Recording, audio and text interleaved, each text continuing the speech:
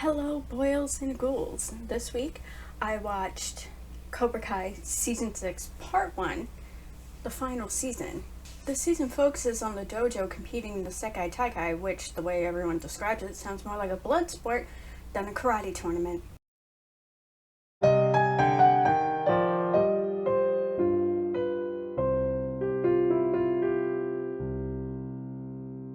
Am I the only one that grew up watching the Karate Kid movies and then reenacting them with their siblings? Now, for my generation, it was the next Karate Kid with Hilary Swank, and my sister and I were constantly practicing the karate moves in that movie, like when she jumps from the big rock to the little rock. We did that in our bedroom, from the bedside table to my sister's bed. She couldn't do it. Ever. Only me. I would love to see Hilary Swank make an appearance in this season. Ooh, what if her character continues doing martial arts and is now one of the judges at the Sekai Taikai?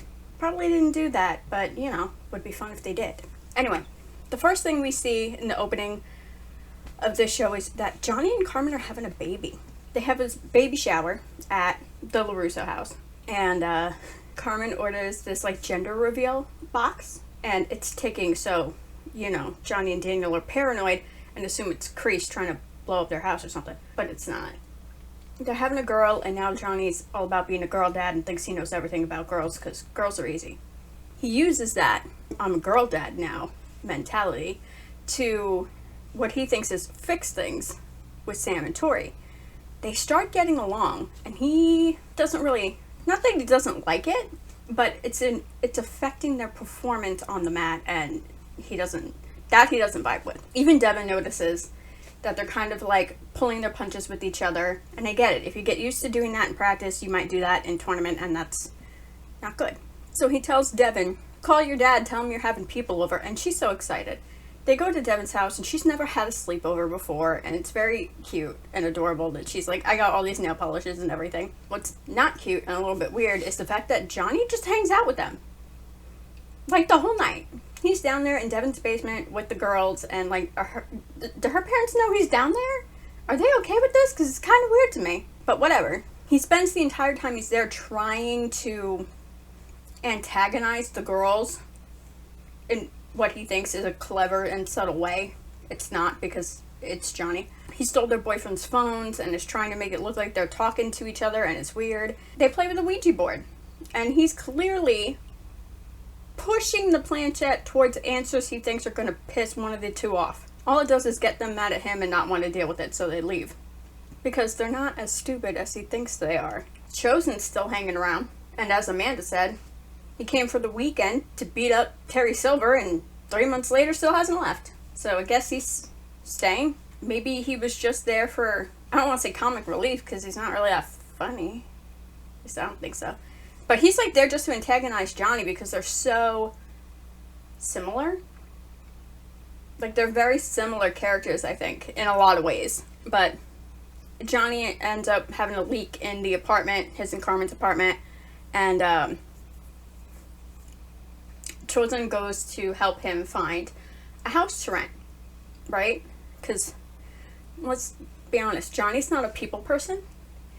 And even with Chosen there to kind of mediate, it still doesn't go well. Although the second place they see happens to be owned by a Johnny Lawrence fanboy. He still won't rent the house to him because he tells him you need to get your shit together first. But he's got a lot of places, so when he does that, come on back. So to help with that, Daniel gives him a job as a salesman, Johnny assumes Daniel offered him his job, which, no. But he manages to sell a car immediately to somebody, so he gets a salesman job. Good for him. And Daniel sets Chosen up because he don't really have anywhere to stay, and they keep dropping hints on when are you going back to Okinawa. Clearly he wasn't planning on it, so they set him up in that little house that Miyagi built, and in doing so, moving the bed, they find a little hidden box of secrets. Miyagi's little box of secrets. They open the box, and Daniel can't cope with what's in it, right? The Miyagi backstory. And the fact that he's human with a history, and maybe some of it isn't good. Honestly, Daniel is a little bit obsessed I think it's safe to say that at this point, and has Mr. Miyagi up on like this hero worship pedestal where he is the most good person and he could do no wrong and all this and that. Do I think there's more to the story than what we see? Absolutely. Do I think they're going to end this series with him being a bad guy? No. No, I don't, because it's Mr. Miyagi. That's not going to happen. Do I think he was a bad guy? No, I don't. But Daniel keeps talking about it. He can't reconcile it. And between his issues with the box and his issues with Johnny, his wife has got to be sick of hearing it. She's getting it from both sides, because now remember, like, they have the dojo together and Johnny now works at the dealership. So Daniel's complaining about the box and Johnny's complaining about the dojo and Daniel to Amanda, and she's probably losing her mind, especially since she tries to be the voice of reason for both of them, and I feel like a lot of the time she's not really getting anywhere. It's like she needs to parent these two grown men more than she needs to parent her two teenagers, and that's got to be frustrating, especially when Johnny decides he's going to cause a scene at the dealership because he's mad at Daniel. Now, a video gets released about the country hosting the Sekai Taikai. The whole pretty much focus of this season is this tournament. It's hosted in Barcelona, and the video states you can only bring 6 people, which there's more than 6 people in Miyagi-Do, right? Devin says what I think everyone was thinking. It's going to be, as she says, the 2 power couples and Hawk. Yeah, that's what I thought too. The senseis bring in Sensei Barnes to be impartial in choosing the team, because they want to make it fair and not seem like they're showing favoritism, even though everybody already knows who's going, most likely. And it still comes out to be Sam, Tori, Robbie, and Miguel. So there's a face-off between the remaining 4, Kenny, Devin, Dimitri, and Hawk. It's a race through the woods for some flags. Shockingly, Dimitri actually wins a flag. And then there's Devin, who I guess was really in touch with her inner Cobra Kai that day, because she resorts to some cheating, and she's doing it because she's desperate. She really doesn't feel like she stands a chance compared to the other 3, and she resorts to some drastic measures. I was really expecting her to be like eaten alive by her guilt and confess to the senseis and relinquish her spot to somebody, but she doesn't. She keeps her mouth shut the whole time. But like I said, I think that was a little bit her inner Cobra Kai. But after that, Kenny kind of leaves and we never see him again. She even asks some of the other kids about it. Everyone says, no, haven't heard from him, and that's it. Never mentioned again, nobody's concerned. I guess he decided to not participate anymore, not come to lessons anymore, but I don't know, maybe we'll resolve that in part 2. Because I think it's always weird when characters just disappear with no explanation whatsoever. And then there's Tori. Once again, Tori's going through it this season. I feel like that girl never gets a break, and she needs one. I always had a feeling, since season 2 when they introduced her, that there wouldn't be a good ending for Tori's mom.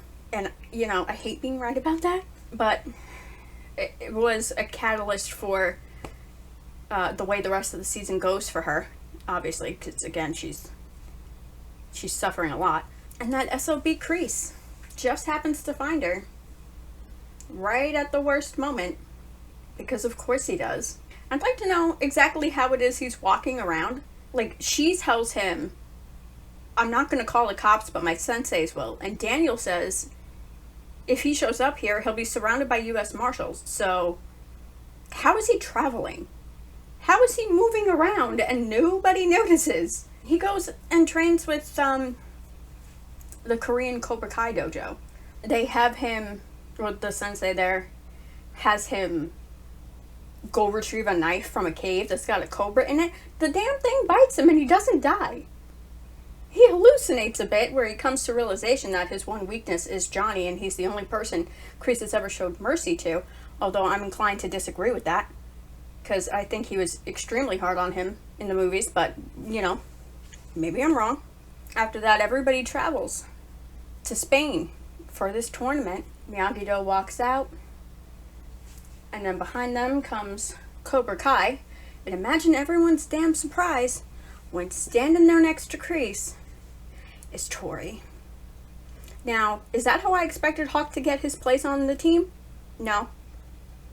Like I said, I expected Devin to have an attack of conscience or something, but I'm interested to see what's going to happen at this tournament, because it's probably not going to be anything good.